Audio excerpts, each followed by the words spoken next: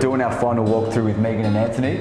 We'll have a little bit of a chat to these guys, see how their experience has been with us, and also the project, how they've enjoyed it. So, what do you reckon? Sure.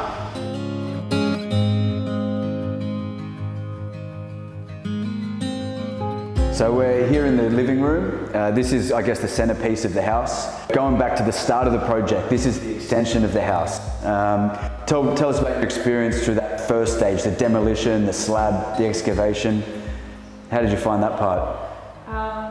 This is exciting part. Yeah, it was. I think. Well, yeah, it was. It happened very fast. I came home one day and the back of the house was off.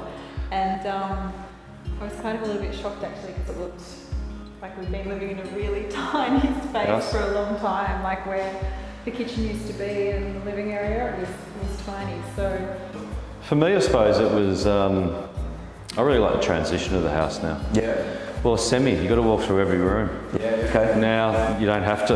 A lot of that goes back to the architect, them getting the space right, and the transition of the zones. But also the use of similar coloured floors, having the door to divide the space. You've really got a sense of the old and the new. Yeah, and it's all one ceiling height, and then plus to walk into this at the end of it, it's, you know, pretty wow factor. Yeah, it is. It's definitely got some wow factor. It's going to drop some, especially once we get a 5 metre high ceiling. Yeah. So you just don't expect it to walk into this house and expect you're going to get this at the end of it. Yeah. It's great. No, it's worked out really well for us. We work with a lot of architects, we work with a lot of interior designers. Megan's got a passion of design, and so there's pressure up front. You got to make a lot of decisions quickly, but the uniqueness of living there, being able to make, because there are decisions on the fly. Oh, too right. There has to be. You know, everyone, you know, life in building doesn't always work out. So there's things you got to get your head around, and. But to go from here to here, 16 weeks, I don't know, Doug, I reckon it's the way to go for everyone. I really do. Yeah, too right.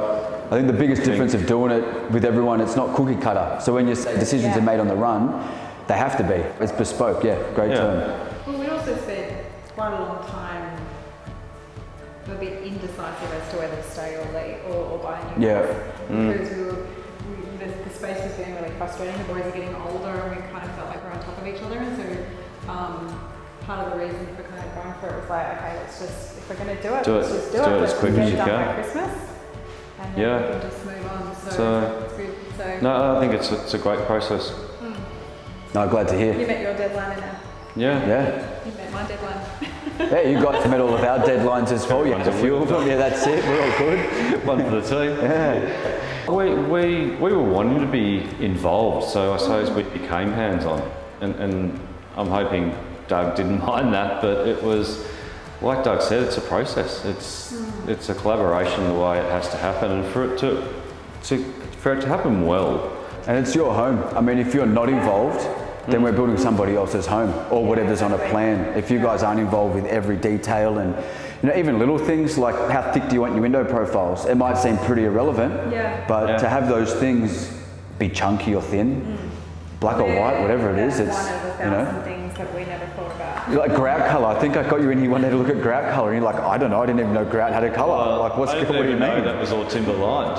I didn't think about that. And a lot of things that I hadn't thought about, I found it quite cool that you're kind of like, well, you know, this is what I think you should do.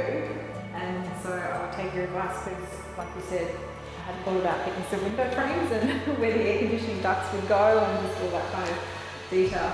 I was more big picture, like what's my kitchen going to look like and colours and things like that. Yeah, you're lucky I'm a little bit opinionated. I do tend to pick something and like it, but at the end of the day, I don't want to say that's what we're using. That's what I think we should use, but if you've got something else in mind, let's hear it.